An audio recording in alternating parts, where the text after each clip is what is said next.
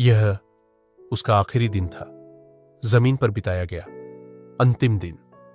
Catherine Coleman, वह महिला जिसने लाखों को यीशु की उपस्थिति में पहुंचाया, अब अपने जीवन की अंतिम सांसें ले रही थी। लेकिन उसकी आंखों में डर नहीं था, बल्कि शांति थी, एक गहरी तृप्ति कि उसने अपना सब कुछ अपने प्रभु को दे दिया। और उस अंतिम क्षण में उसका संदेश था, जो भी मेरी तरह अपना सब कुछ प्रभु को दे देगा, उसकी भी इच्छाएं पूरी होंगी, क्योंकि वह एक जीवित परमेश्वर है। यह गवाही आपका विश्वास बढ़ाने के लिए है, यह याद दिलाने के लिए है कि परमेश्वर आज भी आपकी गहरी इच्छाओं को पूरी कर सकता है। लेकिन वह मांगता है सिर्फ एक चीज, एक समर्पित हृदय। तो आइए सुनते हैं उस जनरल की अंतिम गवाही, जिसने मौत से पहले भी यीशु की महिमा की बात की।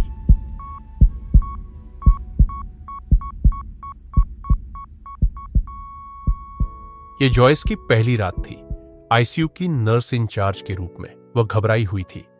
अभी अभी उन्होंने इंटेंसिव केयर की ट्रेनिंग पूरी की थी।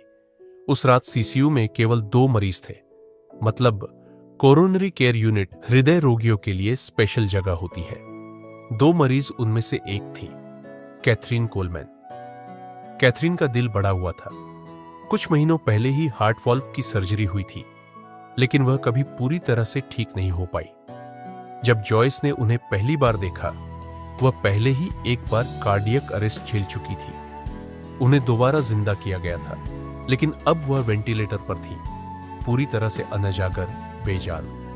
जॉयस को याद है वह कितनी कमजोर थी, इतनी दुबली कि उनकी कमर पर दोनों हाथ रखकर उंगलियां आपस में छू सकती थी। उनका दिल अब भी धड़क रहा था, लेकिन किडनी फेल हो चुकी थी। शरीर पसीने से तर, सांसें सिर्फ मशीन के सहारे।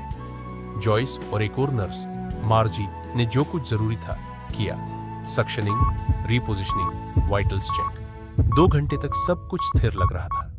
तभी मॉनिटर की स्क्रीन पर एक सामान्य हार्ट रिदम सीधी लाइन में बदल गई। कोई चेतावनी नहीं, कोई ट्रांजिशन नहीं। जॉयस को अपनी ट्रेनिंग याद आई। ऐसा नहीं होता, आप सीधे शांति से मृत्यु में नहीं जाते, कोई ना कोई रिदम बीच में होती है।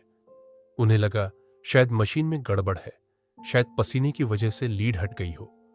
वह खड़ी हुई, रिकॉर्ड बटन दबाया, कमरे की ओर चली, और तभी पूरा हॉस्पिटल अंधेरे में डूब गया। पूरा 800 बेड वाला अस्पताल अंधकार में। जॉयस कैथरीन के कमरे में अंधेरे में खड़ी थी। उन्होंने तीनों लीड चेक की, सब ठीक थी। अब उन्हें शक नहीं था, यह कोई तकनीकी खराबी नहीं थी। नर्स मार्जी टॉर्च और स्टेथोस्कोप लेकर आई। जॉयस ने कैथरीन की धड़कन सुनने की कोशिश की, पर अब धड़कन बंद हो चुकी थी। अब तक वह समझ चुकी थी कैथरीन जा चुकी थी, लेकिन कुछ तो था। फिर आया वह खुशबू, एक बहुत ही गाढ़ी, मीठी, तेज गुलाबों की खुशबू, इतनी तीव्र कि सांस लेना मुश्किल हो गया। जॉयस और मार्जी को पीछे हटना पड़ा। कुछ ही देर में सुपरवाइजर आई, लाइट वापस आ गई, वेंटिलेटर चालू हुआ, पर अब कोई फर्क नहीं पड़ता था। कैथरीन अब इस दुनिया में नहीं थी।